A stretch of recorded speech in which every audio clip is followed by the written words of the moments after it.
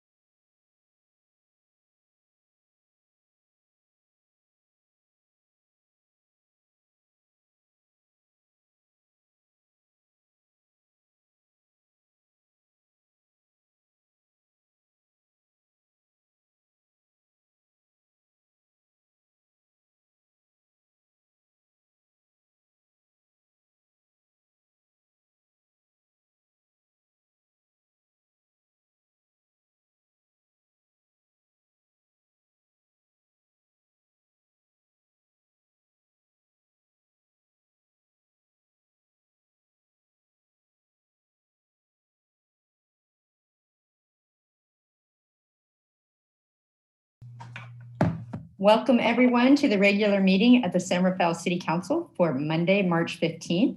I will ask the city clerk to call roll, please. Vice Mayor Bushy. Present. Councilmember Hill. Present. Councilmember Kurtz. Present. Councilmember Yerens Galati. Present. Mayor Kate. Present. All five are present and accounted for. So good evening, staff and council, and good evening to the public who's out there. I'm sure we have record numbers watching this evening. We are so glad you're here. For those just tuning in, we always like to have staff having their cameras on in the beginning so you can see who is working so hard to keep our city running so beautifully. So tomorrow marks the 1-year anniversary of California's shelter-in-place order. I think everyone on this call knows that. So when I reflect on that milestone, I recently found myself saying to someone, I can't wait to get back to life as before. And then I realized that instead of wishing for that, I want to strive, or I'll wish to help our city create life better than before. The pandemic has highlighted inequities throughout our community, and now is the opportunity for each of us to do what we can to build back better. I welcome all of your partnership and the community efforts in those efforts. And I hope you feel as hopeful as I do when we look ahead to the brighter future that is on the horizon. We can see it, it's just starting to crest. And speaking of a brighter future, I'm delighted that tonight, David Spiller will be sworn in as San Rafael's new police chief. Our community is so fortunate to have you finally here, and we are excited to have you officially joining the San Rafael family. And finally, I'll conclude with the land acknowledgement, where we recognize that the city of San Rafael is traditionally home to the Coast Miwok people. We honor their continuing involvement in stewardship practices that will help us as a community together build back better. So with that, I'm going to turn it to the city clerk, who will tell or share with the public how they can participate in tonight's meeting. Thank you, Mayor Kate. At this time, I would like to ask staff to turn their cameras off, and thank you. This meeting is being recorded and streamed live to YouTube, where viewers can provide comments in the live chat or are welcome to attend by telephone by calling 669-900-9128 and using the meeting ID 899-2635-9885 # or comment and watch directly through Zoom using the link on the agenda. If you're commenting over telephone, please press *9 when Mayor Kate opens the public comment period. Once you hear a notification that the host is inviting you to speak, please press *6 to unmute yourself.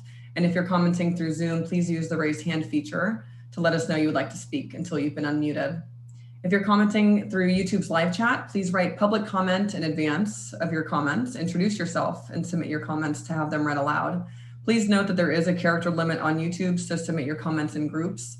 And if you've submitted comments prior to this meeting by email or letter, they've been forwarded to the City Council and published on our website. Closed captioning is available for this meeting, and I'll include a link in the live chat now. Thank you. Thank you so much. And Director, okay, good, he turned off his camera just because it gets confusing. So there was no open session prior to this meeting or a closed session. So now we have time in our agenda for comments from the public on any topic not on tonight's agenda. The city clerk will share again how to participate if you have something you want to share with the council.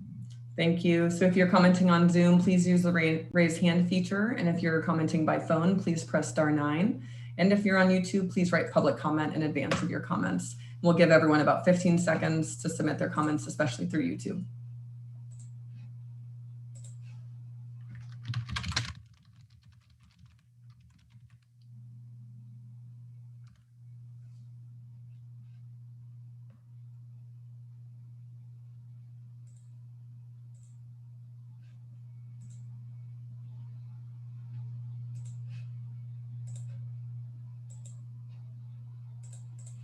And there are no public comments.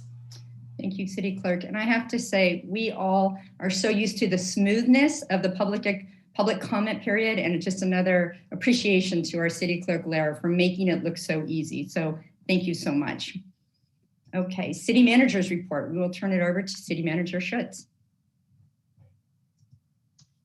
There you go. Thank you, Mayor Kate and Council. I have a few updates and announcements, starting with a brief COVID-19 update. We remain in the red tier, but we're definitely getting closer to moving into the orange tier, or tier 3, which is projected to happen as early as next Tuesday, March 23rd.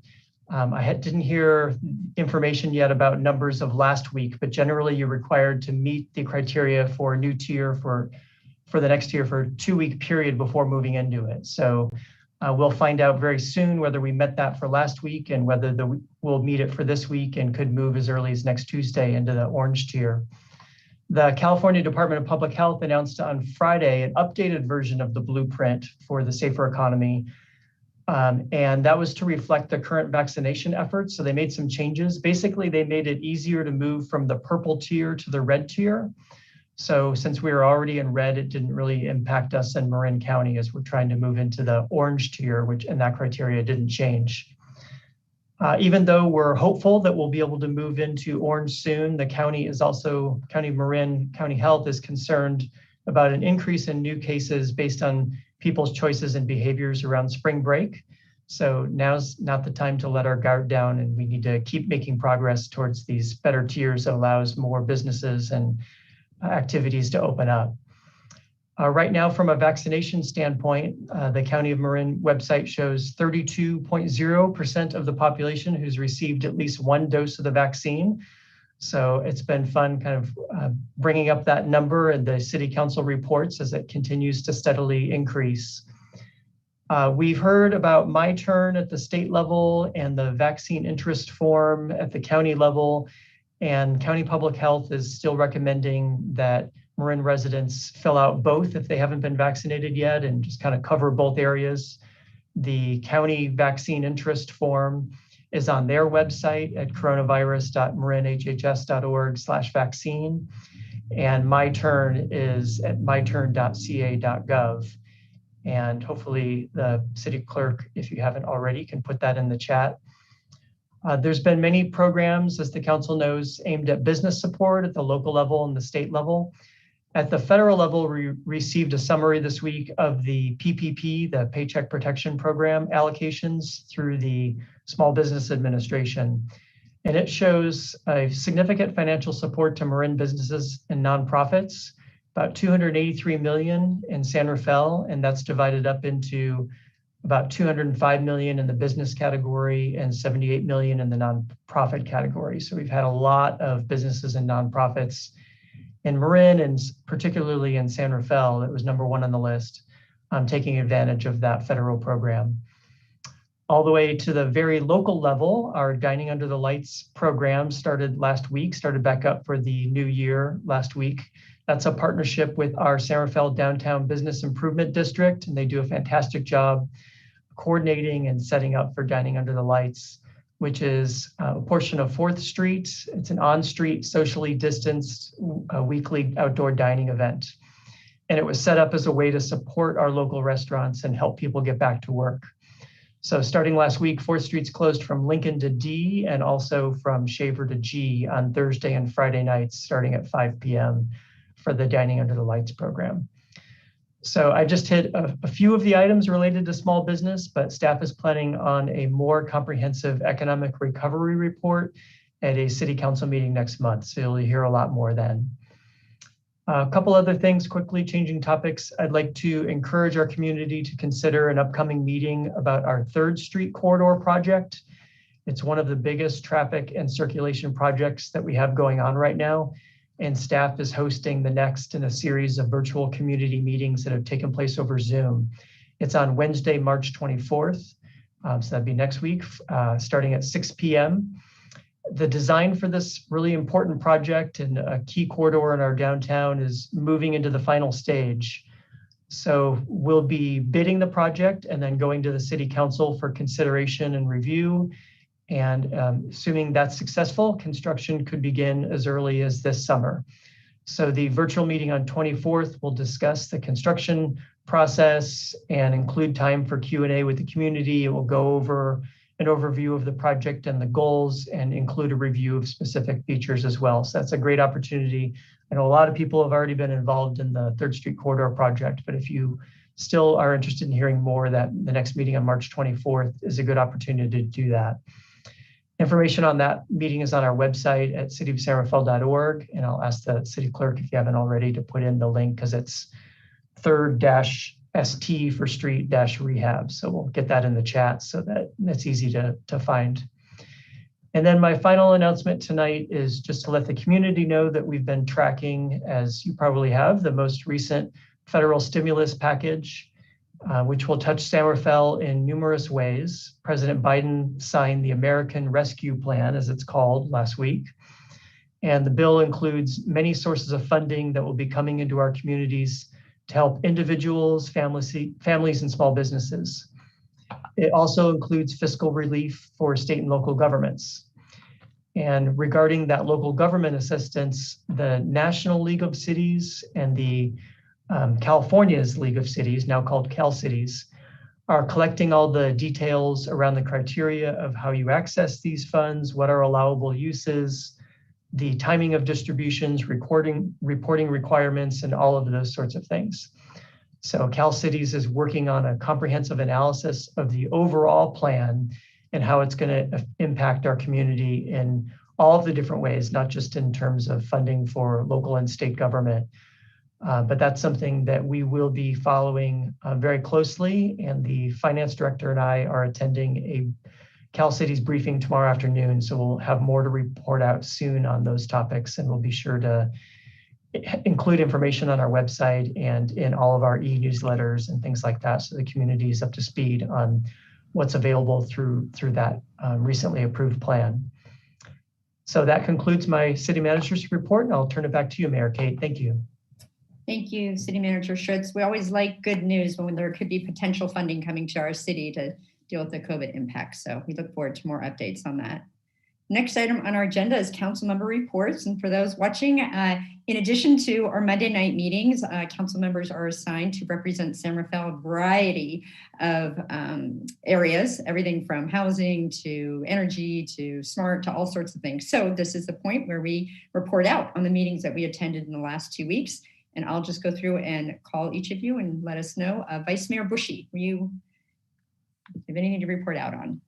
Well, I do. Starting with the meeting we were in only a few hours ago, the San Rafael Sanitation District board meeting occurred just a couple of hours ago. It was a routine meeting.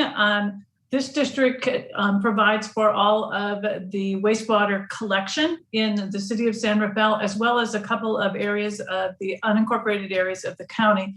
And for that reason, along with Mayor Kate, a supervisor is also a member of the board of that agency. I represent that agency on the Central Marin Sanitation Agency, which also met in the last 2 weeks. CMSA is our wastewater treatment plant owner and operator, which is located just off Anderson Drive near the freeway. That big plant over there. We had a routine meeting there as well. Looked at capital budgets and approved several projects. In a big shift of gears, I also attended a site visit for the conceptual plans for a combined library and community center at the B Street site. We were there with the architects looking at 3 different configurations of how we might do a site plan for a combined facility on that property. It was a very exciting meeting to be thinking about what might be there. And I have to admit, although I've had so many, many wonderful times at the B Street Community Center, it is looking a little tired. When you step back and look at it from an architectural perspective, it might be time for a little improvement there. So anyway, those are the meetings that I attended. Thank you. Thank you, Vice Mayor. Councilmember Kurtz. Hi, thank you. I attended the Las Colinas Valley Sanitary District meeting, and there's an open invitation for anyone who would like to come. And I think tonight's update on the status of water and where we're at heading into a drought is going to be very helpful, and also impacts the Las Colinas Valley Sanitary District. So it was a very good, insightful meeting of work that's happening there. Mayor Kate and I met with the business district representatives, with the chamber and other representatives, and it was a good conversation, not only expressing, very much enthusiasm going into the lights on 4th, but also the planning that needs to happen right now as we start looking at recovery efforts. And then also met with the county on the homeless committee, talking about what the status of the pit work, the point in time study that was done, and some very, very early preliminary thoughts, but they're going to be compiling the information and developing the full report soon. And that's it. Wonderful. Thank you so much. Thank you. Councilmember Yorenz Gulati. Hey, good evening, everybody. I attended several meetings around the canal and COVID-19, one from the Canal Collaborative. And one thing that I would like to mention is related to COVID-19 vaccine. And we all agree that the best way to fight this pandemic is for the most of us to get the COVID-19 vaccine. But we are seeing in our canal community that is seeing a low percentage of participation. So in an effort to update our community, especially our Latinx community, Canal Alliance has created a series of videos where doctors are answering common questions and myths. And I'm not sure if our city clerk is going to be able to share the links, but I would just mention that they are really good. They are videos answering questions. So I think it could be really helpful for our community. So thank you very much. Thank you. And we can get those links on the website. We actually have a COVID coronavirus page, and it seems like that would be a good place for those. Thank you. Perfect. Thank you. Councilmember Hill. Good evening. I have no meetings to report in the last 2 weeks, but I will in the next meeting, just not these last two. Oh, we know how that is. Yeah, we thank you. So I was able to attend SMART, the Sonoma Marin Area Rapid Transit. They continue routine meeting. That was how Vice Mayor Bushy put it. It was routine meeting. They had report outs from different departments, really getting the board up to speed as they have had turnover on the board of directors. In addition, I attended a Transportation Authority of Marin ad hoc meeting around the 580-101 interchange. If you recall, this council had a presentation on that project, I think the end of last year. It's the timeline on this is very, very long, but we were being shown additional potential scenarios that were in response to stakeholder input. So stay tuned. TAM's continuing to work with our community to get input, and I know they'll come back to the council. And then finally this morning, today is Monday. With Marin Transit, we had a workshop really to look at assumptions around transit, specifically Marin Transit, for the budget through the end of this fiscal year and through the beginning of 2021, 2022. And what are the assumptions we're going to make, knowing that we need to look at ridership and revenue potential projections. So stay tuned on that. There is no crystal ball. That is the punchline on it, but we are doing our best with the data that we have. So thank you all, council colleagues, for all that you do in addition to tonight, because this is really how San Rafael stays engaged and informed. So thank you. The next item on our agenda is the consent calendar. Are there any items that any council member would like to hold from consent? Nope. Okay. I was just looking to see what it was. Okay. Are there any comments? Thank you, City Clerk, from the public on the consent calendar. If you are participating by Zoom, please use the hand raised feature. And if you're participating by phone, please press *9. And if you're participating on YouTube, please write public comment in advance of your comments and submit your comments in groups, because there is a character limit, and we'll give them about 15 seconds.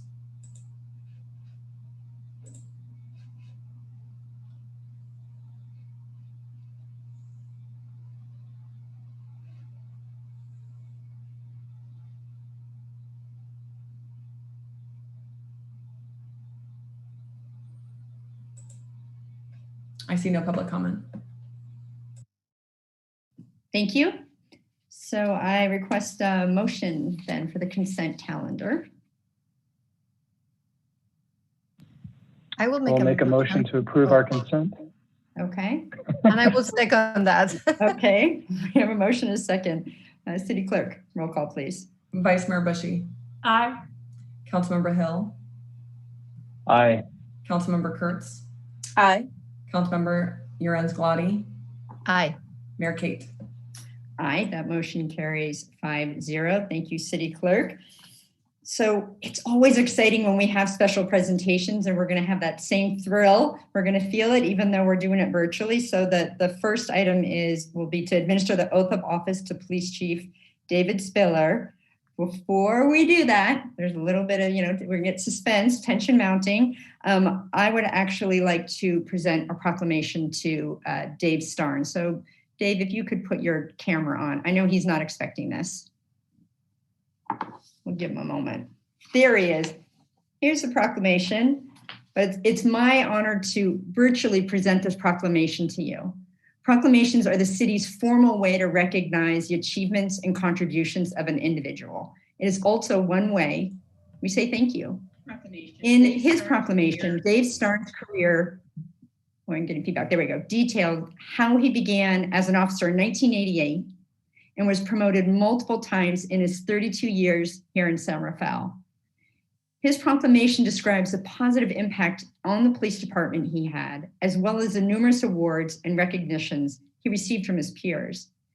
And what I'll add is how we are going to miss his ability to show up for his colleagues and our community. Personally, I'm going to miss your very professional, calm demeanor, your ability to think creatively, and you always had the right dose of humor that would lighten up a meeting. Dave did everything that was asked of him, all the way up to serving as our interim chief of police. While we all desperately wish we could be in the council chambers so that interim Chief Starnes could hear our applause and then we'd gather in the lobby to eat cake, please know that our gratitude to you is flowing through our computer screens. Hopefully you can feel that. We wish you all the best when you formally retire on March 31st. Thank you, David. I could actually hear just me clapping. Thank you so much. Mayor Kate, council members, city manager Jim Schutz. Wow, I wasn't expecting this, like you said. So thank you all very much for the kind words. I'll just say that it's been an honor working for the city of San Rafael Police Department for the past 32 years. I think working with the men and women of the police department and all the members of the city staff has just been one of the best things that's ever happened in my life. I've been lucky enough to have a job that I've loved to come to for the last 32 years. Every day I've loved it. Every day it's been exciting, learning something new. And it's just been a great place to work. And I think our police department is running great thanks to the support of the city council and all the other departments in the city. And I'm just looking forward to my last 2 weeks of meeting Chief Dave Spiller and introducing him to everybody in the department. So, and everybody in the city, I should say. So thank you all very much. And the only sad thing is I'm going to be missing everybody. Made a lot of friends over the years, and I try to stay in touch with everyone as much as I can, but I'm just very sad that I'm going to be missing everyone every day at work. But thank you all so much for the nice words.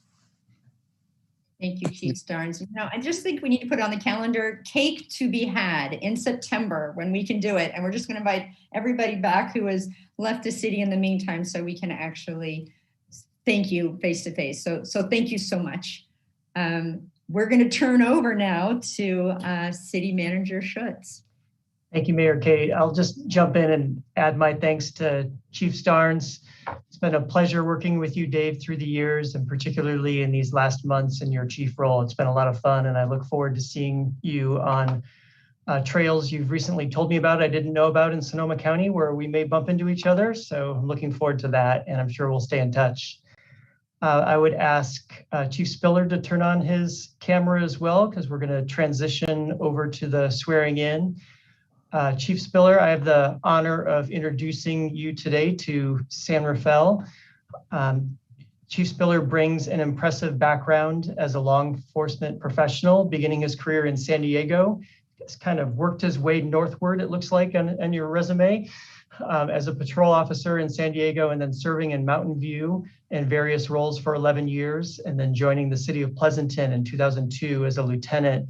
And there you quickly rose to the rank of police chief for over 8 years.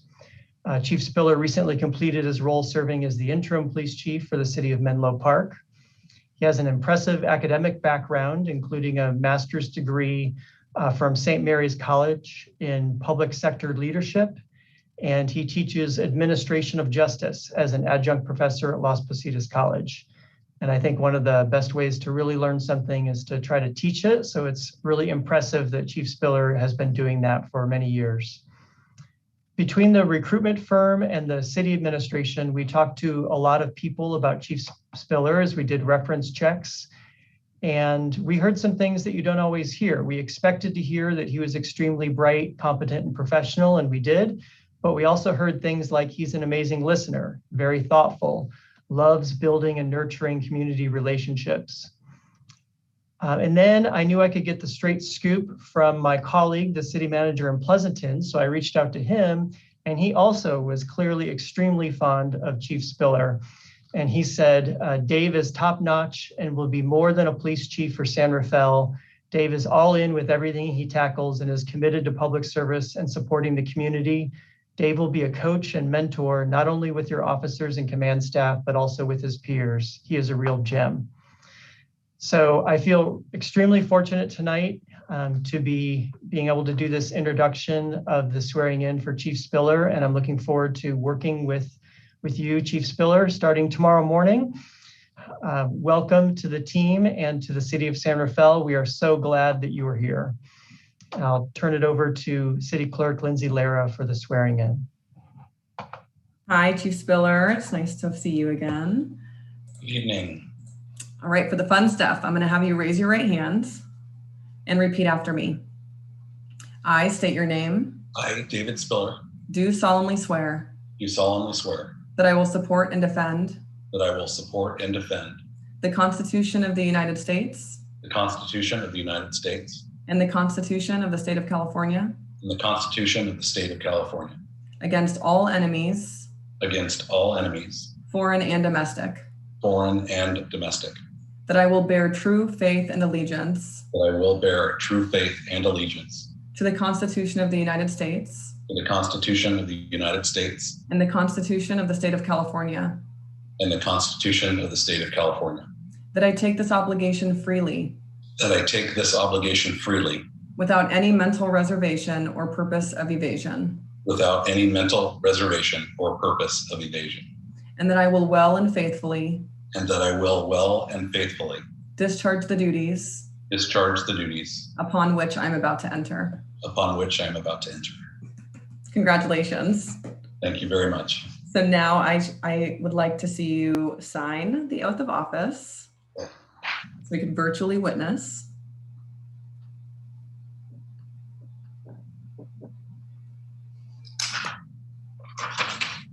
Great. Thank you so much. You bet. Thank you. Congratulations. Chief, would you like to make any remarks or comments to your community? I would. Thank you, Mayor. Thank you, Madam Clerk. Thank you, City Manager Jim Schutz, and of course, Mayor Kate and members of the council. Thank you very much. I'm pleased and super excited to formally accept this role and undertake this leadership position within this amazing organization. I do take my oath very seriously, and I'm committed to serving the citizens of San Rafael and the members of this organization with honor, with respect, with compassion, and with humility. I'm committed to serving the city council and committed to serving the city manager to execute the initiatives and the policies set forth. And I'm eager to join this amazing San Rafael community. And of course, to be a part of the San Rafael City organization. I look forward to partnering with the department head team and leading the organization and working to keep San Rafael the special, unique community that it is. For the members of the community here in San Rafael, as the leader of this public safety organization, as your new police chief, I'm committed to professionalism, accountability, and compassion, and to treating people with the dignity and respect that the members of this community deserve. I'm excited about what's ahead for this organization. I'm excited. I'm personally and professionally eager for the challenges that will come with this office, and just super excited for all that's ahead with San Rafael. In our business of services, when we deliver services to the community, it's the people within our organization that make great things happen. And I know the men and women of the San Rafael Police Department are hardworking and they're eager to serve, and I do feel very privileged to lead them. I'm proud and humbled to take over as the new police chief for the city of San Rafael, but I can't do so without recognizing the strong, effective, caring leader that preceded me in this role. I want to thank retired Chief Diana Bishop for her service and her commitment that she has offered this police department for so many years. I will do my absolute best to follow in her footsteps. As I conclude these very brief remarks, I want to take a quick moment and thank my wonderful wife, Heidi, my family, all of our kids and our extended family for their support, and most especially their patience as I continue with a new chapter in my law enforcement career. I'm excited for what's ahead. I thank you all for the very warm welcome, and I look forward to getting to work bright and early tomorrow. Mr. Schutz, I'll be there bright and early, I promise. Thank you, Chief Spiller. We are delighted. Hopefully your family and friends were watching this evening. If not, we recorded it. You can show it to them. We can't say enough how delighted we are to have you officially on board bright and early. You'll probably be here before the rest of us get to the building. Well, because the rest of us aren't going to be at the building, but we do look forward to the day that we will all be gathering. So thank you. And boy, to me, the meeting has hit the high point, but we will keep the momentum going because we have other agenda items. So with that, we will turn to our next presentation, which is a presentation by the Marin Municipal Water District on drought and water conservation. So I'm turning it over to, looks like Ms. Pollard. Welcome. Thank you. I'm actually going to let Director Schmidt start. I believe he's on as well. Hi, Director Schmidt. I saw you earlier. I don't see you now. I'm here, but my video won't let me start. Oh, here we go. There we go. Woo. Hi, folks. Hi, hey, nice to see you. Thank you so much. I really appreciate the opportunity to just start off, and I want to thank the City Council member, the City Manager, new Police Chief Spiller, and the public who are attending today, just to provide the Marin Municipal Water District staff an opportunity to talk about the drought, because the drought is here, and that provides us a really important opportunity to enact our powers to support our water supplies and take some steps to conserve our precious water resources. I won't steal the thunder of the staff because they've done a great job preparing for this, but I'll just say, you know, here we are in the drought again and again, and we will continue to be in droughts. And so with every year, we recognize the preciousness of water and the fact that, you know, with climate change, we expect to have drought be more the norm, unfortunately, which is something that we've got to manage for, and we really need the support of the City Council and members of the public, because water is something that matters to all of us. So thank you so much for the opportunity to present to folks tonight. Thank you, Director Schmidt. I'm Carrie Pollard. I'm the Water Efficiency Manager at Marin Water, and I want to walk you through a brief presentation. It should take about 10 minutes or so. To cover water supply conditions, program offerings, some tips, and some resources that are available to the community as we progress in drought response. So just a quick overview of Marin Water. We are the oldest municipal water district in the state of California. We provide potable water, drinking water to over 190,000 customers. And in addition to that, we are responsible for protecting and preserving over 22,000 acres of watershed lands around Mount Tam and West Marin. Our water supply is locally sourced. 75% of it does come from our reservoirs in the watershed, and the remaining 25% comes from Sonoma County via the Russian River water system. So while we hear about all the snow that's happening up in the Sierras, unfortunately, that doesn't benefit us at all, right? We are directly reliant on precipitation directly into our watershed. And as many of you are probably aware, we haven't had much rain over the last couple of years. 2020 was the second driest year in 90 years. And we only received 20 inches in 20 inches of rain in 2020. Current rainfall this year, when I made this presentation last week, it was about 40%. We did get a little bit of rain, so we're at about 44% of historical average for this time of year. But all of that is concerning because the rainfall that we get goes directly into our reservoirs, and we are currently at a 56% of total storage capacity. Generally, usually on this time of year, we're at about 90%. And it is quite concerning, and that concern led our board to take action. So on February 16th, our board of directors approved a resolution declaring a drought and asking all customers to voluntarily conserve water. We fully acknowledge that, in the past, we've seen some March miracles where we get a significant amount of rain and we do not have to go into more drastic measures beyond just a voluntary call to action. And we're hopeful that that will happen once again, although it does not look so promising. And so we are planning ahead, right? We're asking for folks to conserve, and we're planning for the need for possibly going to mandatory restrictions if we don't get a significant amount of rain and our conservation, call to action is not successful. So let's talk about some tips. So what can folks do? There's a number of tips on these next few slides, and I'll just touch on a few. So we have a list of where folks can go wash their cars as opposed to taking it, doing it at their home. They can take it to a site that recycles, which is a great resource. Installing gray water systems is another option that is fairly leak or drought proof, which is nice. We're asking customers to hold off on refilling their pools, fountains, hot tubs, etc., until the drought is over. Again, this is a request at this time. It's a recommendation that we're making. It's not a requirement, but we're hoping we can get enough folks to take action that it has a meaningful impact on water supplies.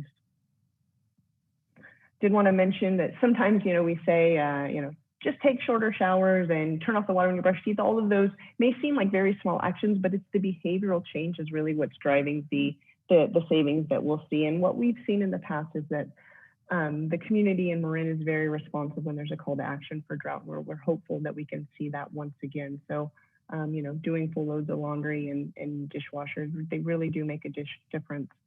In addition, the district provides for free hose and nozzles and shower heads, faucet aerators, and dye tablets. So if customers are in need of any of those low flow hardware devices, they can send us an email or give us a call. And I have the contact information at the end of the presentation. We'd be happy to ensure that they have one available to them.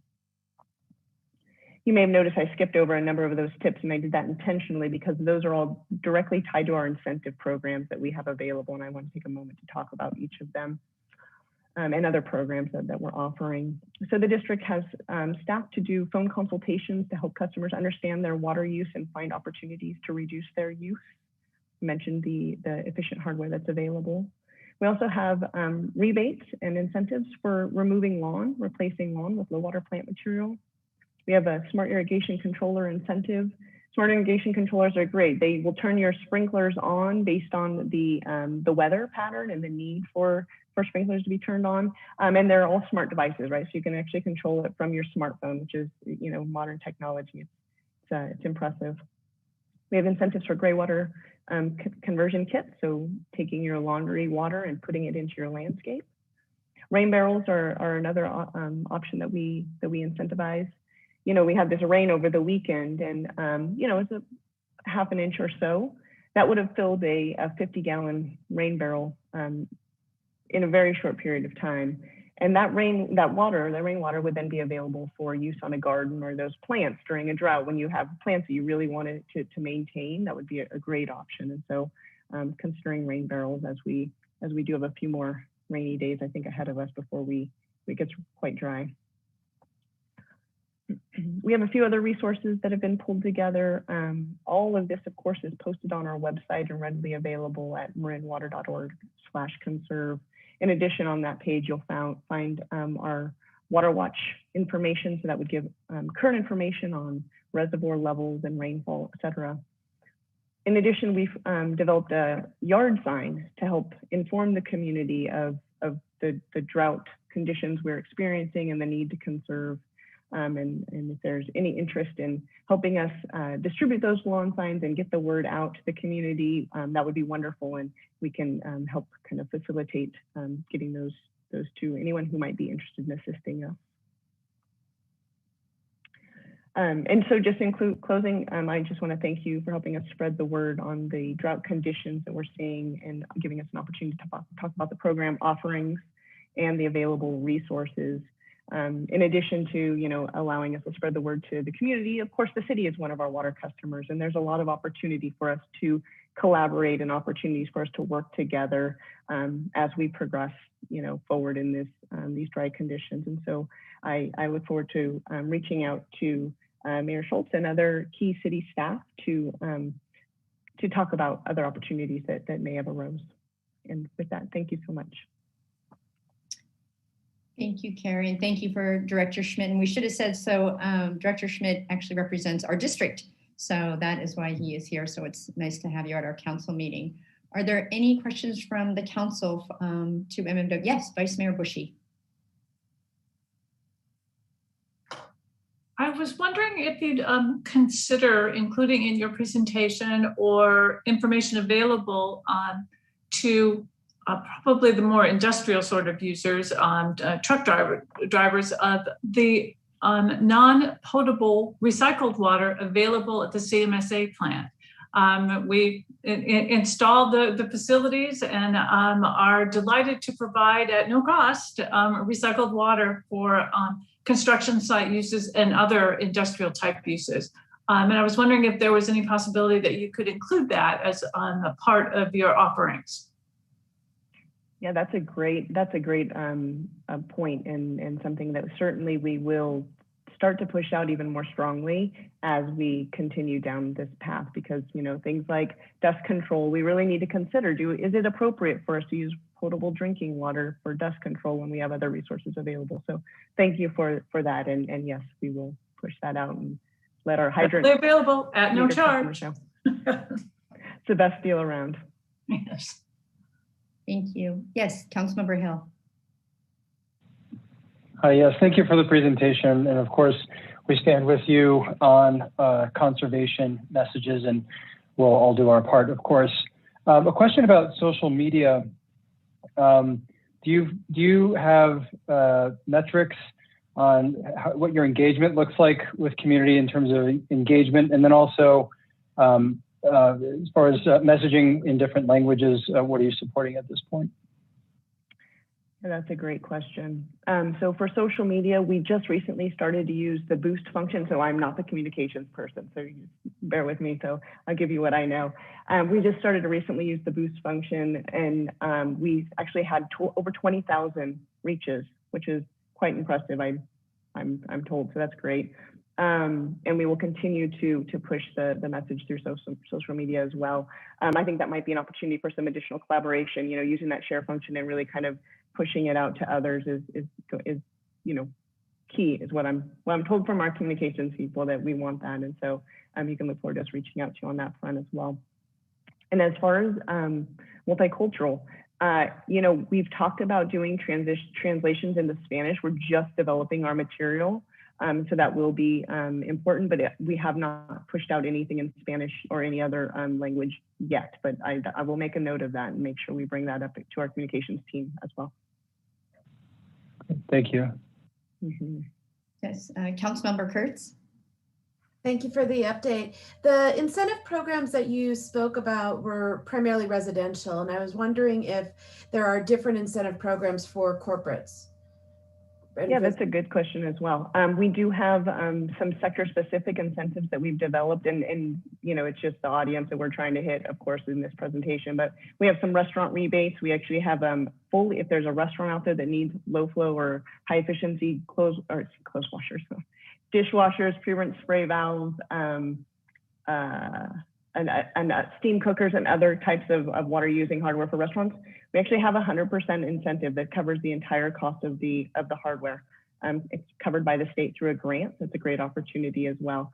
So we do have a handful of other direct incentives that are available that are more business related, and they're all on our website. So once again, you can take a look at customers can take a look there and reach out to us if there's something they don't see that they feel strongly could save some water. We would be interested in talking with them. Thank you. Councilmember Yerens-Gulati. Yeah, thank you so much for the presentation. And I'm very happy that you are being very proactive about this as we see it coming. What is the next step if things are not improving? Have you created a plan for that? You know, hopefully we don't have to use it, but what will be the next step?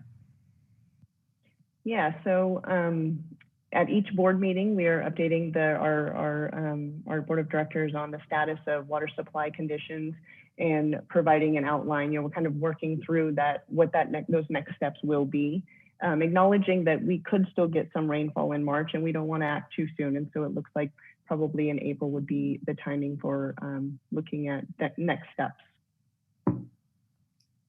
Thank you. And we'll be sure to help get any information out if it doesn't rain. We're all going to be doing our rain dance. So thank you both. What we will do, we will actually have public comment at the end. So we have 3 special presentations, which is just so much specialness. I love that this evening. But we will do all the public comment at once. So if Carrie and Director Schmidt, you can just hang out, turn off your video, but hang out. And so if there's anything that comes up through the public, then we might ask you to help us address that. Yeah. Okay. Thank you. Thank you so much. Okay. The next special presentation is with Caltrans, because if you haven't seen the signs already, 101 exit's going to be closed. They've actually done a great job, I think, of putting up those, but let's hear more about it. And I see Director Guerin. Thank you, Mayor Kate and Council. I am Bill Guerin, the Director of Public Works. I'm going to quickly introduce Wajahat Nayaz from Caltrans. He is the Regional Project Manager. And he is going to present what's happening with the Harbor Bridge project, which is the main 101 off-ramp going northbound into central San Rafael. Wajahat and we have been working together on this project and other projects for quite some time. And Caltrans has some, you know, it's good news for San Rafael. It's going to be a disruptive project for sure, but in the end, it's going to be a big improvement for us. And so I'll have no further ado and introduce Wajahat. Well, you're muted. Unmute yourself, Wajahat. Sorry about that. No, you're great. Good evening. My name is Wajahat Nayaz. I am the Caltrans Regional Project Manager for Marin County. And I and some member of my team, the construction managers, 2 of my construction managers, Jose David and Biljit Sindhu are here with me, and also the project manager. And we have a brief presentation, about 10 minutes, maybe max 12 minutes. That will kind of be, we have to update you on the project. The last time we did this presentation was back in 2018. And the plan was to go to construction in 2019. But we had a series of setbacks. So the first time the bids came too high. So we had to go back to the California Transportation Commission to get more money. And then we re-advertised the project, and the next time we didn't get any good bids. So we had to re-advertise 3rd time. So that's why, you know, instead of 2019, the bridge is been constructed in 2021, but now we are in construction. And I have a presentation. So should I go to the presentation? That would be great. Yeah.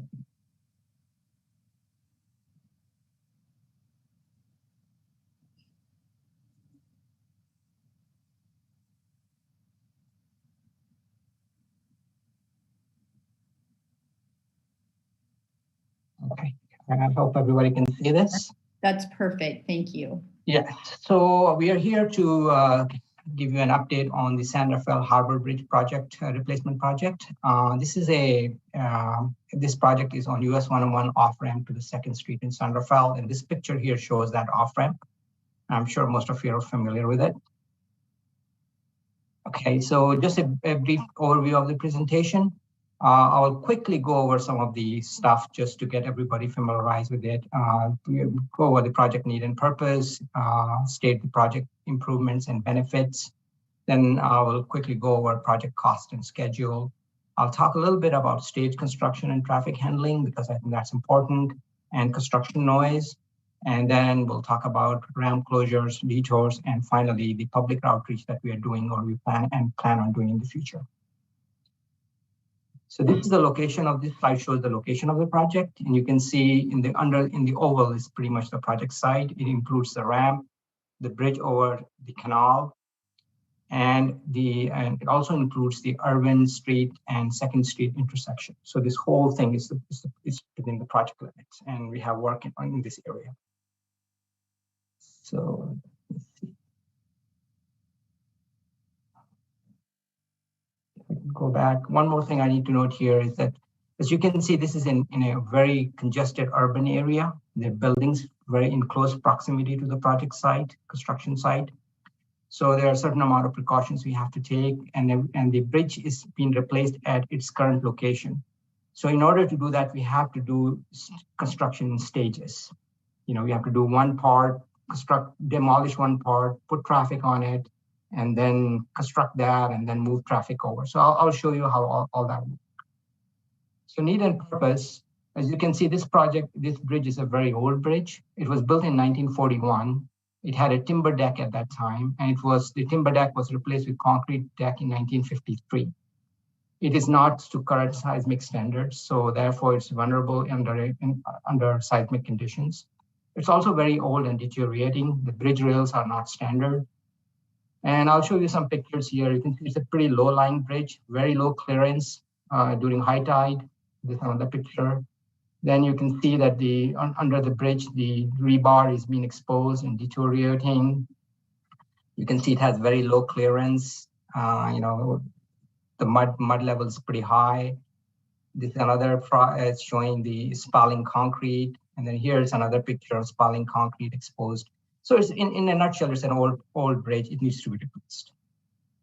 So what are we going to do? Here, what we're going to do is we're going to replace the bridge with a new, safer structure. That's the biggest part of the project. We'll also widen and realign the ramp.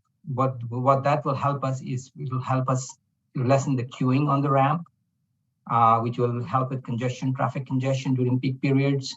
We will do lane configuration, and reconfigure the crosswalk. Right now, when we widen it, we have 3 lanes going through and 1 right turn lane.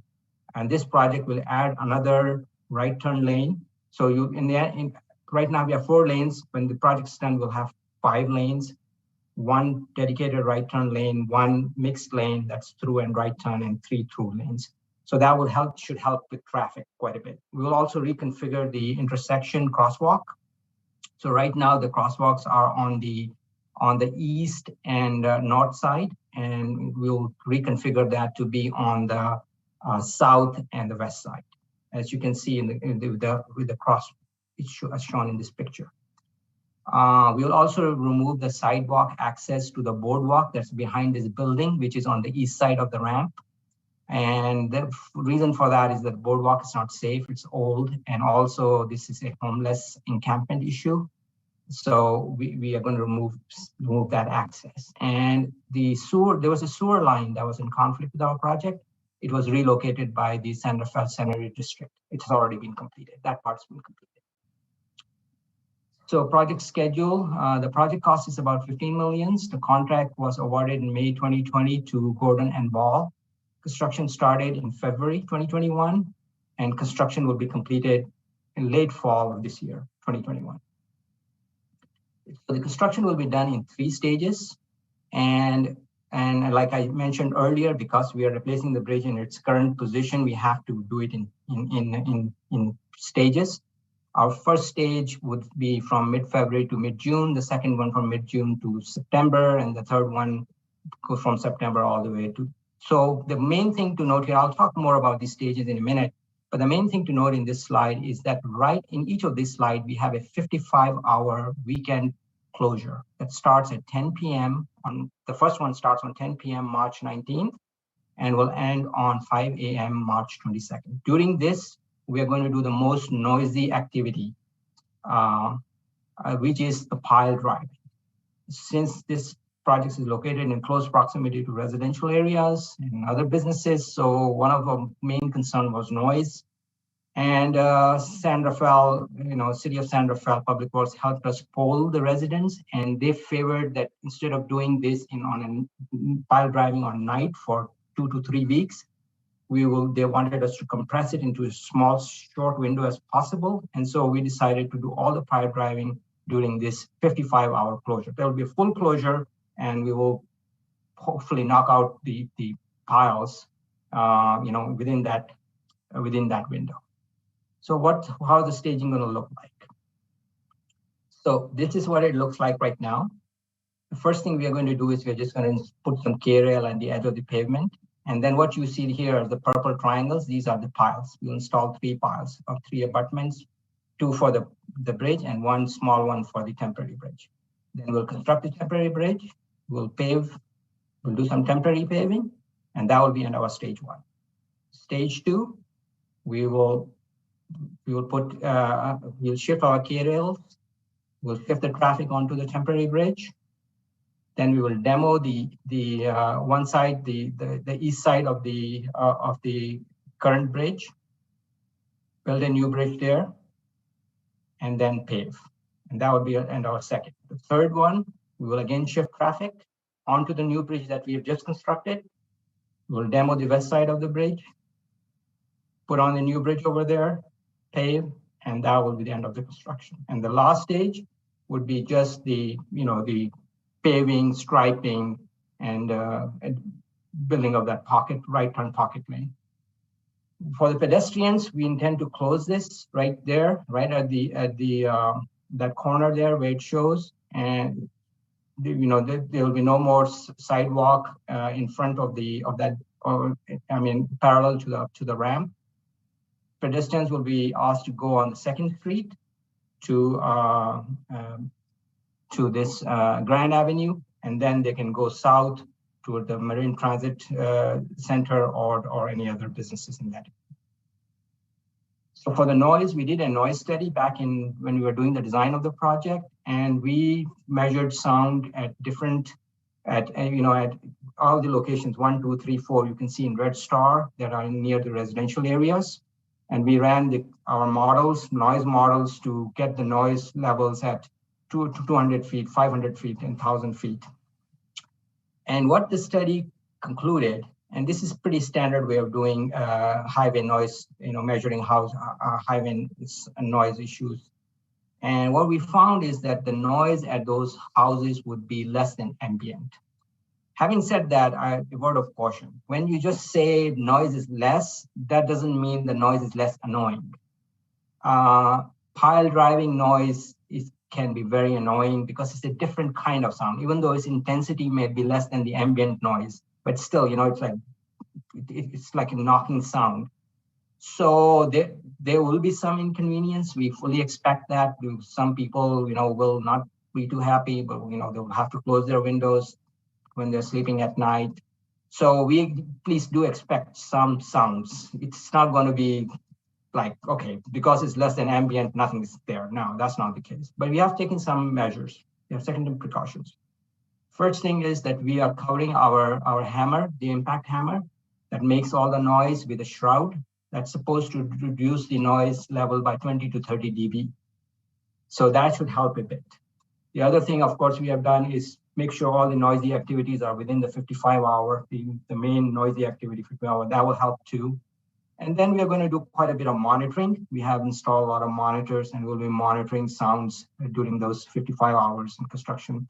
So we will know where we are. And but our studies show that we will be less than ambient. We will also have detours for the 55 hours.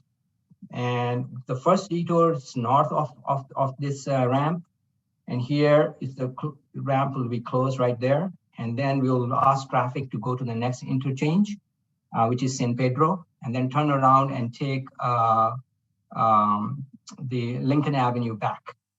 And at this, we will deploy portable CMS signs, all over 8 of them on 580 and 101 to let public know. We'll also have overhead CMS sign activated, 3 of them. We will also have traffic monitoring by our transportation management group. They will be monitoring throughout the 55 hours to see, and if something unusual happens, they will take some action, but we don't anticipate anything major. And then we'll also have San Rafael Police Department help us manage traffic, especially at the interchange at San Pedro. For the other detour, which is to the south, folks driving on 580 will be asked to get off on Bellum and then take Francisco Boulevard to 3rd Street. Folks traveling on northbound US 101 will be asked to take Bellum and then take Anderson to 3rd Street. Again, we will have San Rafael Police Department help us, CHP help us on the main line freeway. On the local street, it will be the San Rafael Police Department that will help us. And then for the public outreach, we have done public press releases, we have done traffic advisories, we have a project website where folks can go and check out the project status and what we're doing. We have made announcements through social media, Twitter, and Nextdoor. We have held 4 agency coordination meetings. We had 2 briefings for elected officials. And our PIO officer is Recall Johnson. Her number is here. She's not available today, but this is the number folks can call, and she can direct them to the right department, the right manager or construction manager. Then as far as the agency coordination, we have coordinated with City of San Rafael Public Works, CHP, San Rafael Police Department, Fire Department, ambulance, emergency services, hospital, Golden Gate Bridge Transit, and TAM, Transportation and Marine, and Sonoma County Transit agencies. With that, I am done and ready for questions. Thank you so much. And we very much appreciate you coming and walking everybody who is watching, as well as the council, through this. It will be disruption, but I can't underscore enough that you took the time to do a survey, and people are said, we want it to be loud. We don't know wants to be loud, but we'd rather have it in a condensed time period versus, I know from the briefing I had received, it'd be many, many weekends. It would go on for a much, much longer time. So I think that's something that we can all communicate to the community. So yeah, I'd like to point out that other than the closures, we will always maintain 3 lanes. Right now we have 3 lanes, as you can see in this picture. We will maintain these 3 lanes throughout construction. So there will be no reduction in the capacity. Okay, thank you. And I can't see, I'll just go through. Vice Mayor Bushy, do you have any questions? I do not, but I am desperately looking forward to the end of this project. Excellent. Councilmember Hill. Yes, thank you for the presentation. And I echo Mayor Kate's words about the thoughtfulness that's gone into this. This is more of just a curiosity. I was reading on the Caltrans website about this project leveraging an accelerated bridge construction methodology, whereby a lot of the pieces are prefabricated. Just more curious where they're sourced and how they're staged, just more than anything else, how that works. Jose, are you there? Can you know where they're being fabricated, these pieces? Yeah, so it's a company called Keycon. So they have all the precast members in their yard. So once we're ready to install it, it'll be delivered on site. Right now, we don't have enough room in the job site to store it. So as the need arises, then we're going to be delivering it to the job site. That's awesome. Well, thank you. I know how construction has gone traditionally. I'm actually just super curious just to watch this happen over the course of 3 55-hour periods and all the work that goes in between. So thank you for your presentation. I'm looking forward to it. Thank you. Councilmember Kurtz, do you have any questions? Just a general question in terms of communication. So many people use that exit to go west and to Fairfax and in Salmo. And I was wondering if the communication has also been to those communities as well. We have reached out to all the communities that We have a PIO, communication PIO person working on this, dedicated PIO person, and they have reached out to all the communities. That's my understanding. And we have had 2 briefings to elected officials that represent those communities. So I believe we have reached out to everyone. Great, thank you. Thank you. Councilmember Yerens-Gulati. Yeah, thank you for the presentation. It's like you almost make it hard to be mad about the construction that is going to happen. It is going to be painful, but obviously necessary. So I see also, as I commute every day going 101 North, and my exit is Bellam, I do see the signs that you have, I think, started like on Lasport Landing exits. So I really appreciate that. And I believe that I already asked this question, but it doesn't look like it's going to rain. But if it will rain, do we go to Monday? Do we pause until the next time that you have the construction, or what happens then? We will be monitoring the weather. And if the forecast, if rain is forecast in that weekend that we are planning on doing the 50-hour closure, then we will move that 55-hour to the next weekend. So we'll be forecast. It depends on what the forecast is. The forecast says, it's like 100% rain for sure, that's going to happen. And if it is, low percentage, then we will wait and see until it gets closer. But that's our plan. We will not be working during rain. We will move to the next week. Sounds good. It's looking good right now, so we'll keep our fingers crossed. Thank you so much. Thank you. And I do think, to Councilmember Yerens-Gulati's point, just showing the picture of the exposed rebar for anyone who starts to complain, I'm going to screenshot that and just say, I'm so grateful that Caltrans has this project and that we're starting on it. I think we all want to have a seismically safe bridge. And I do know that there's social media posts. Raquel, you did our information. We'll be sure to share it with the council. We will get it out again through city channels. So tell your friends, put it on Nextdoor, then it'll definitely get out there. So I don't think we have any other questions for you, but the public might. We have had 3 amazing presentations. We swore in Chief Spiller. We heard MMWD, who we want rain, but not next weekend, because that's when we're going to be doing this bridge project. So if any of the members of the public would like to comment or have questions on any of those 3 items, now is your chance. I will turn it over to City Clerk Lara. Thanks, Mayor Kate. So if you're participating by Zoom, please use the raise hand feature. If you're participating by telephone, please press *9. And if you're on YouTube, please write public comment in advance of your comments. And we do have a few. So first, we'll try to organize it as best we can. And as they come in, that might get jumbled, but for now I can organize them. For Police Chief, we have a comment from our former Police Chief, Diana Bishop, saying, I want to welcome Chief Spiller to the city and its fantastic police department, with a blue heart emoji. We also have another comment from Lori Fergoli, Chief Spiller from the county, welcome Chief Spiller from the Marin County District Attorney's Office. And for the MMWD presentation, we have a comment from someone whose name is withheld. Is the water district considering floating solar panels to reduce evaporation from our reservoirs? And I'll give everyone a few more moments to submit any additional comments or raise their hands.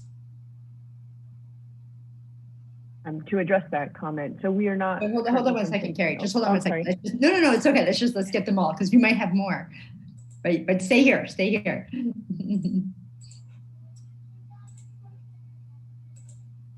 I see no more public comments. Okay, thank you, City Clerk. Okay, Carrie, we'd love to hear your answer to the question regarding solar panels. I jumped the gun. No. So we are not, I'm not aware of us considering solar panels, but what we are doing is looking at condensing our reservoirs to reduce evaporation, right? So currently we have a number of reservoirs and we're moving that water so that they're, less surface area means less evaporation. So that's part of our operational changes we are making.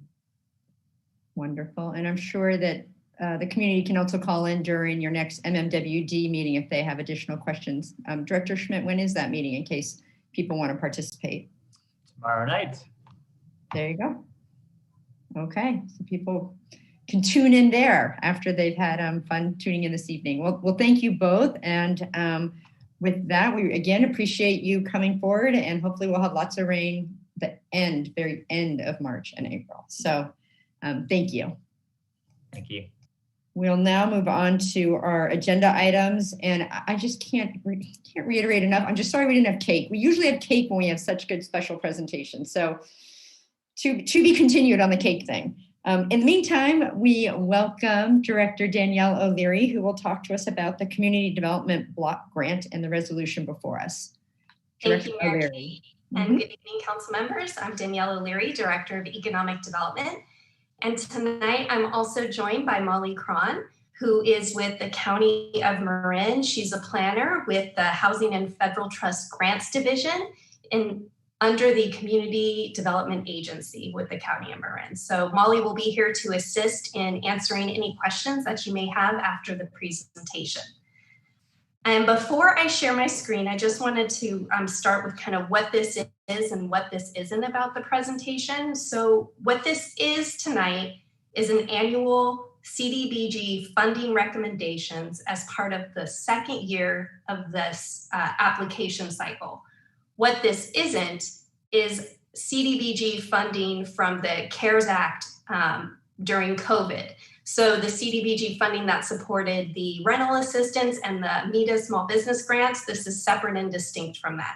So I just wanted to start that out before I dive in to the background and what our recommendations are. So I'm going to share my screen and go to my desktop.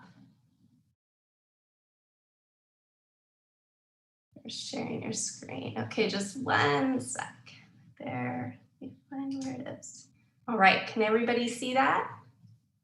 I can. Do you want to go to the slide?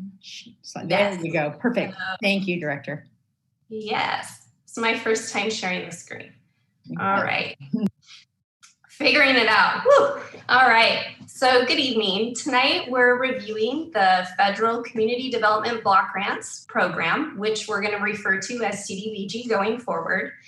And I just wanted to give the council a bit of an overview of what the federal program's goals are and what it covers. These federal funds are here to provide assistance for a wide variety of community development needs. And those include decent and affordable housing, to provide services to the most vulnerable in our community, and activities that benefit low to moderate income persons. Another part of the CDBG program is the Home Investment Partnership. And the goal with this is to increase the supply of decent, affordable housing to very low and moderate households. So the program for CDBG in Marin County is broken up into 3 planning areas. We have County Other Unincorporated receiving 36.90% of the funds. We have the City of Novato receiving the 23.68%, and then the City of San Rafael at 39.42%. The decision-making process starts with, a variety of bodies, and there's really 4 main bodies for the decision-making process.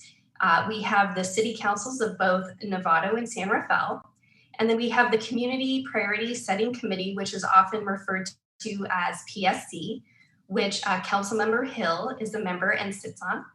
And then we have the Board of Supervisors, who in May will make the final determination and approval of the funds being awarded.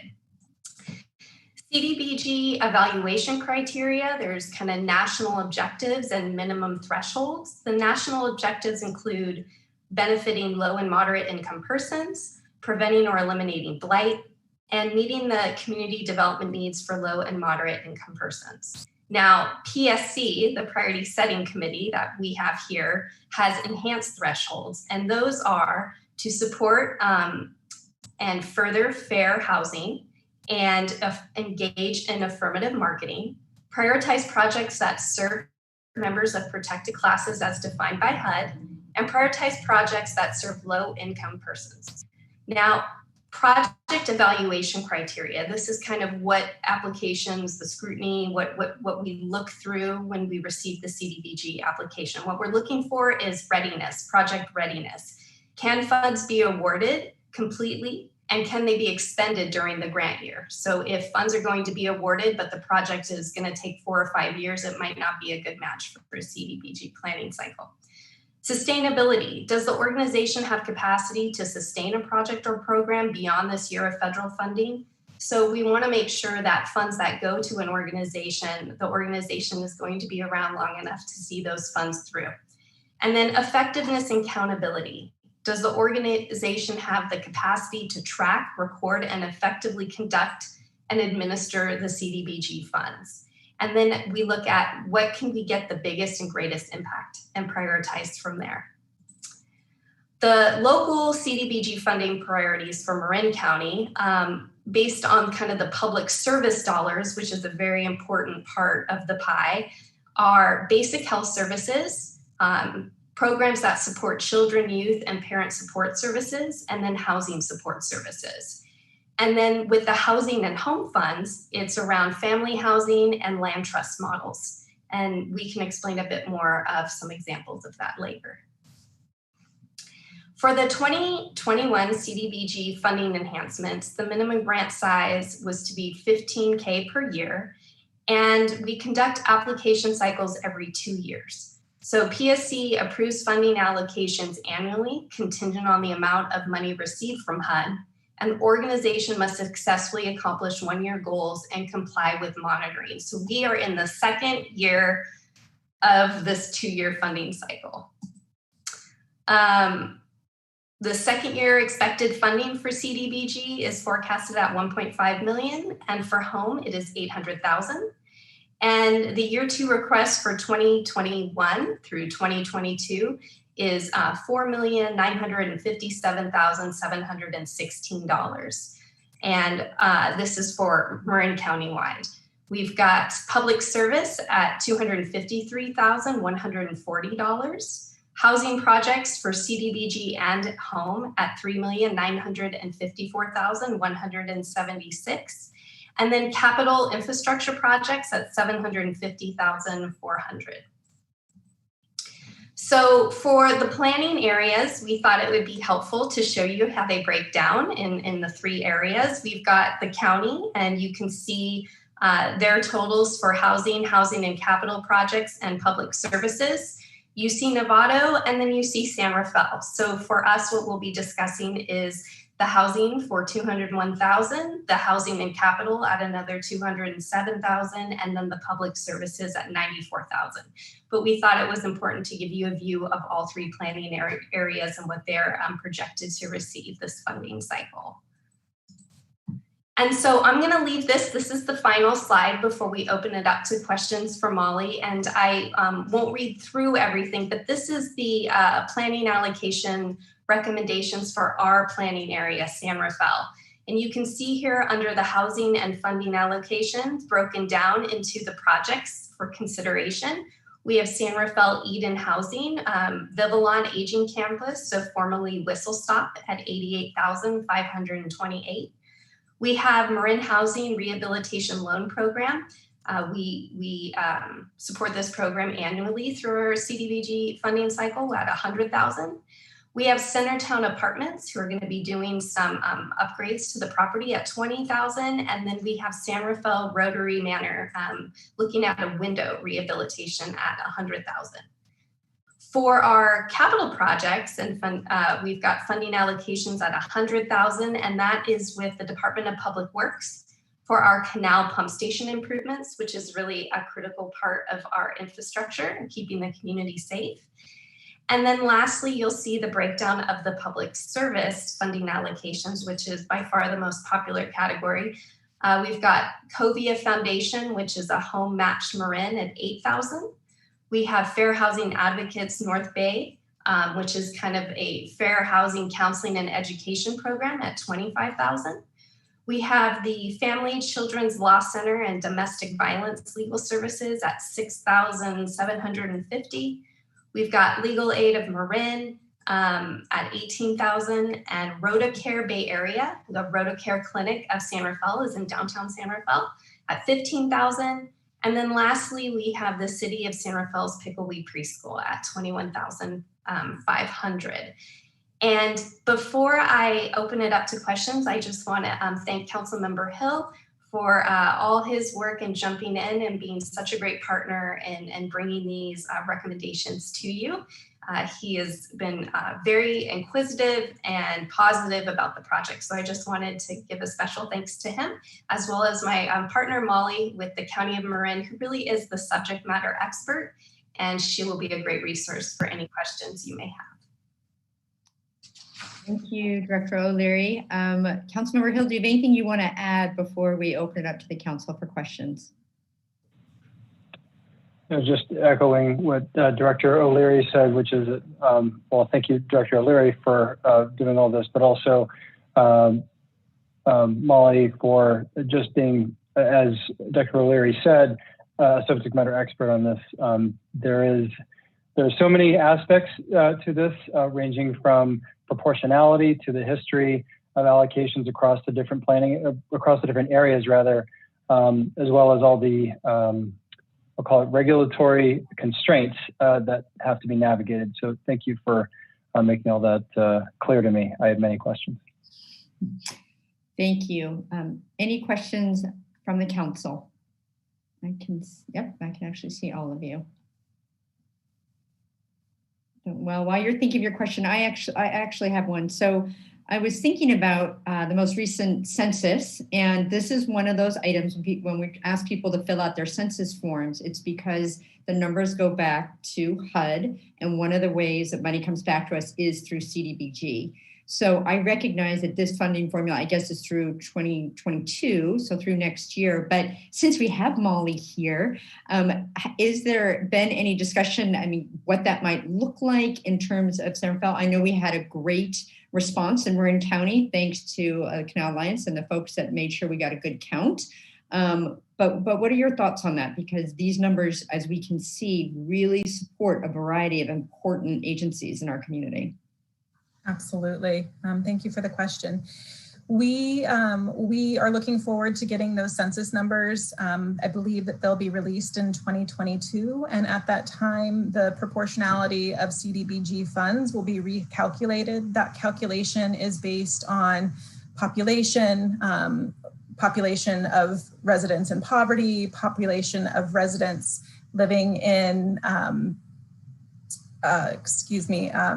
dense population areas. So the canal, there's a dense, the impact of, folks living in multiple families living in single homes.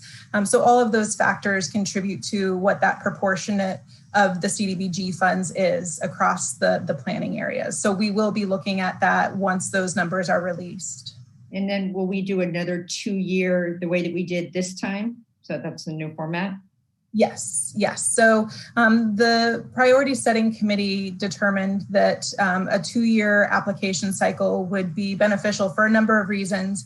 One being that it allows nonprofits to better plan their programs when they know that they have the ability to access consistent funding over a 2-year period. And we also found that many of our housing and capital projects typically take about 2 years to get through a cycle. So this allows for more flexibility around planning and implementing those programs.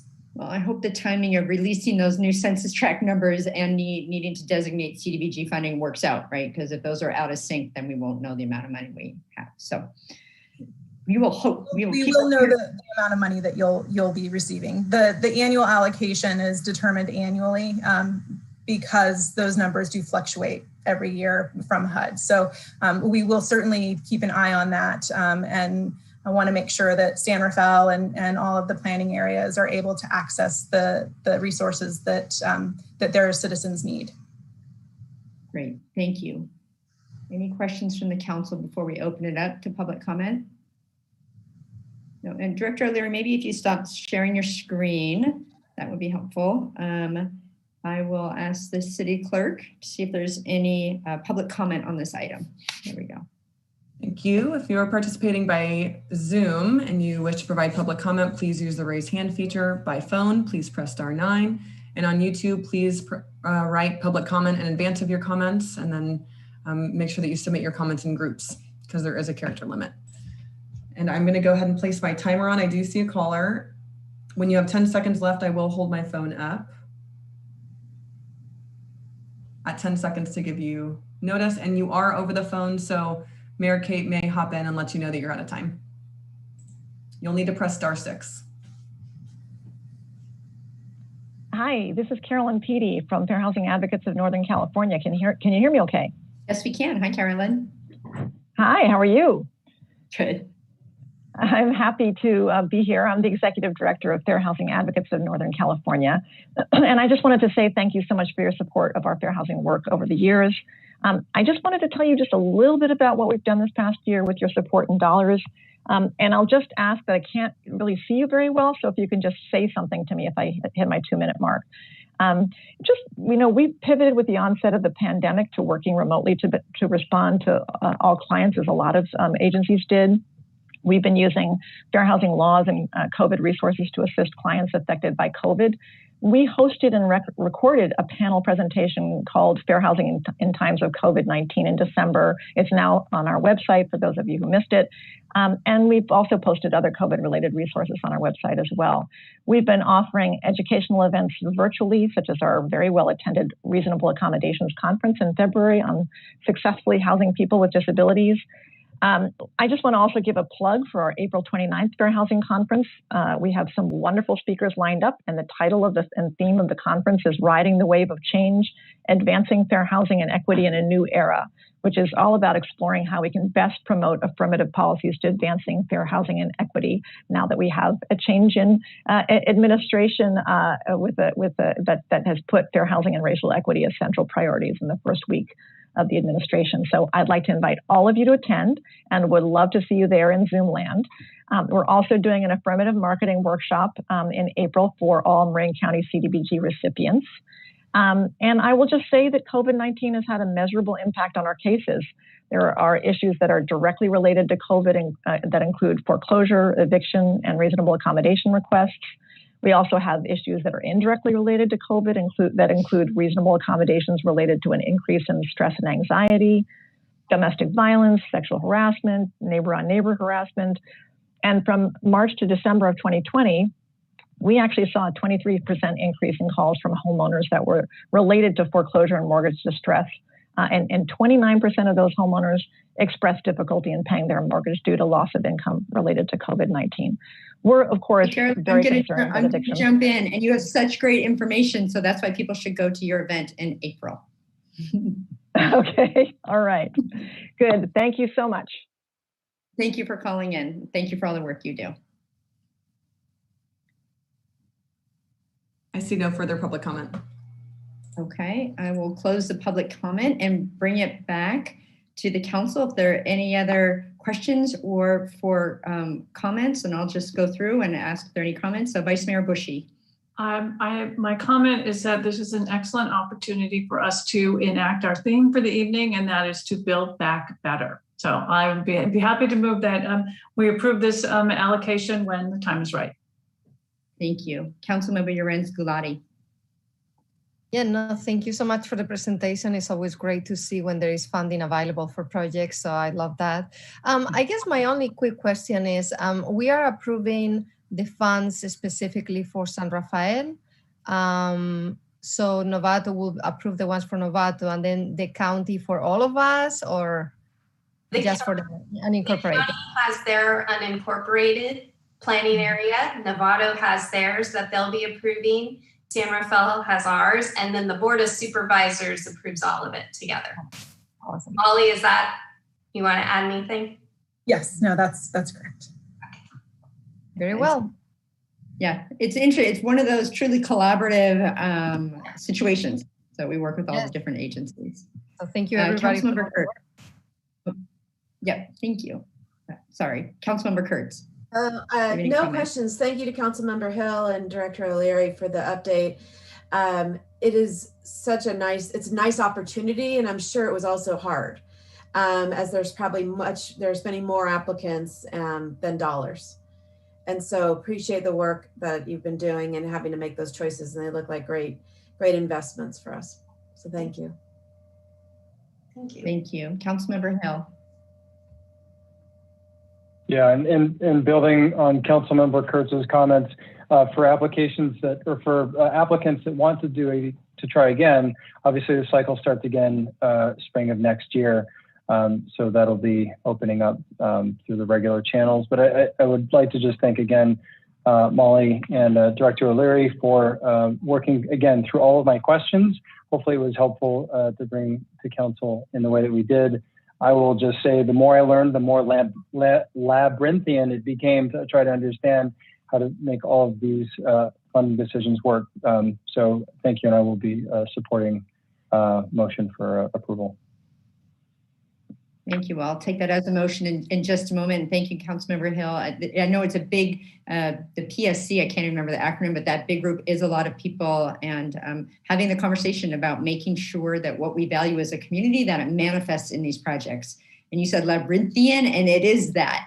But I'm really delighted with the projects that have come forward. Again, they really represent the breadth of areas we can support, and the CDBG funds continue to be incredibly helpful to our community. So I share Councilmember Urian's Gulati's comments that we're glad they're here. So Councilmember Hill, was that a motion that you made? And if it is, if you could read out on the agenda, the item. Yes, I would be happy to. I would like to make a motion for the to adopt the resolution recommending Community Development Block Grant CDBG project funding for fiscal year 2021 to 2022 to the Marin County Board of Supervisors. Excellent. Is there a second? I'll second that. Okay, moved and seconded. A roll call, please. Vice Mayor Bushy. Aye. Councilmember Hill. Aye. Councilmember Kurtz. Aye. Councilmember Urian's Galati. Aye. Mayor Kate. Aye, that motion carries 5-0. Thank you, Director O'Leary. Thank you, Molly, for the work that you've done. And we are always happy to distribute money. So we're hoping for more next year. So thank you. Thank you. Thank you all very much. All right. The next item on our agenda is an amendment of agreement to negotiate exclusively with Goldstone Management, which I know Vice Mayor Bushy and I have discussed this before. So I will request a staff report. I'm not sure. Oh, Director O'Leary, are you doing it again?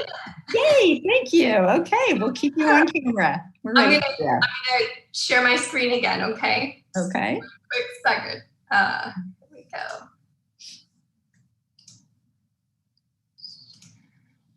All right. Thank you all for hearing me out for the second report of the evening. Good evening. My name is Danielle O'Leary, Director of Economic Development, and also joining us tonight is our special legal counsel, Jerry Ramiza, who is joining us through Zoom to help answer any questions that council may have with regards to this extension. Tonight, we're requesting an extension. It's fairly straightforward, but I want to give you some details of why and kind of how the dates move. So for those who may not be aware, the Goldstone property is located in downtown San Rafael. It is consistent of several parcels, which I'll show the addresses here shortly. But what we're entertaining tonight is developer Paul Goldstone is requesting an extension with the city of San Rafael to continue our negotiations for the purchase and replacement of the city's parking garage, the Luton's parking garage, to support a larger commercial and mixed-use residential development. The scope of the development is still to be determined. During these beginning negotiation phases, we're trying to accomplish really a couple things. First is to understand how the garage will be replaced. They are proposing an automated parking garage, which is something new. So we are going to need to have some analysis done of how that would work. We also would need to understand how we would tie it to the city's parking rates and how the ongoing operation and maintenance of the garage would work. So what we're looking to do is have the negotiation period now extend for a total of 33 months. And we'd be looking at setting the target date from March 6th. So we're approving this extension retroactively to June 6, 2021. There are a total of two stages of negotiations. The first is really to just deem if the parking garage is feasible. The second would be to discuss the disposition and development of the bigger mixed-use development. And that has a separate duration of 15 months. And so if you extend tonight, that second phase would have a new target date of completion of September 6, 2022. So a little bit about the project background. Paul Goldstone, the developer, owns 1009 4th, 1001 4th, and then 924 and 926 3rd Street. So when you think of kind of where the former Macy building is, there's the beauty supply next to it. And on 3rd, it is a parking cleaners. They're all contiguous and adjacent to the garage. So that's why the Luton garage is of specific interest in really making this project work for him and provide more housing units. The developer is proposing to purchase and replace the Luton's parking garage with an automated parking system garage. There's 171 public spaces, which would be replaced and would remain public in the new parking garage that he's proposing. And this would be to support a market style hall, kind of on the first floor commercial, and then residential units above. The city has engaged with Watry Design to be our parking consultant to analyze the automated parking garage proposal. And we've also brought in our outside legal counsel, Jerry Ramiza, who's joining us tonight to help with the negotiations, as well as a financial consultant, Kaiser Marston, to review the preliminary project feasibility pro forma. And so we've has the bench set of analysts that we need to help analyze proposals that will be submitted. Economic development has also been working with city departments, including community development, public works, and parking services, to ensure that what's being submitted is consistent with city goals and policies. So the status check-in of where we're at is that COVID-19 has impacted the negotiations and caused the need for extensions. We had one extension in June, and then we had in December of 2020, the developer requested and paid for the city to conduct an independent appraisal of the Luton's garage property. This was to help the developer in his proposal for the project pro forma.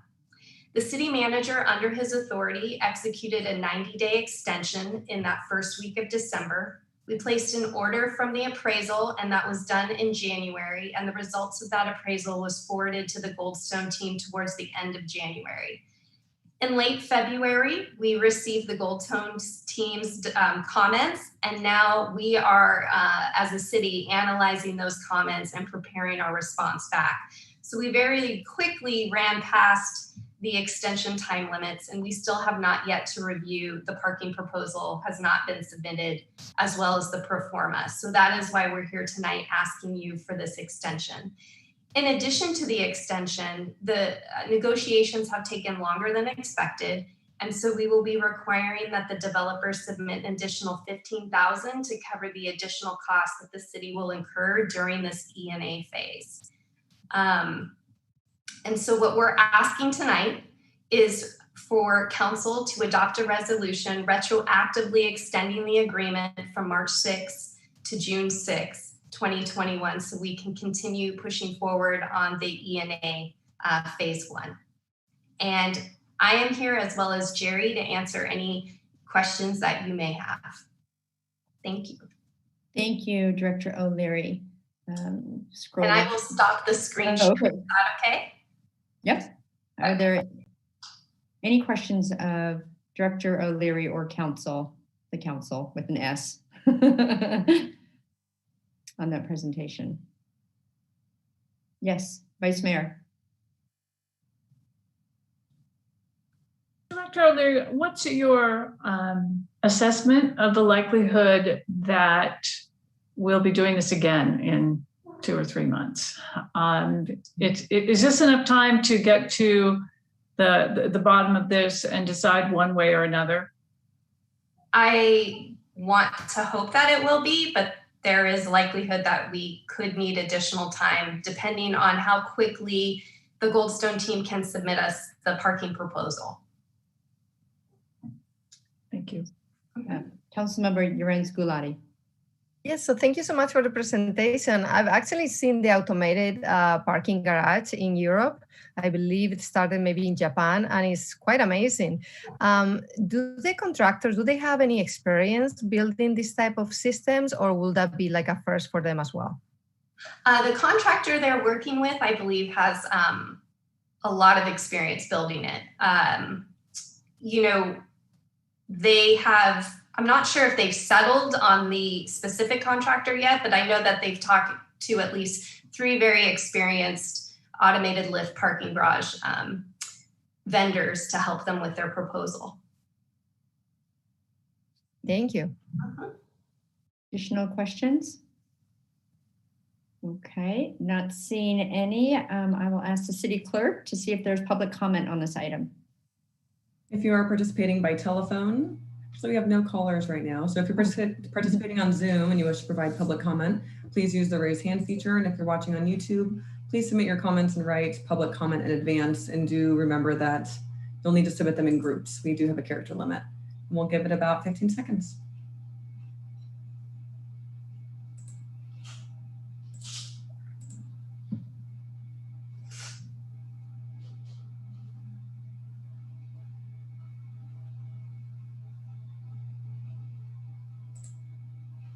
I see no public comment.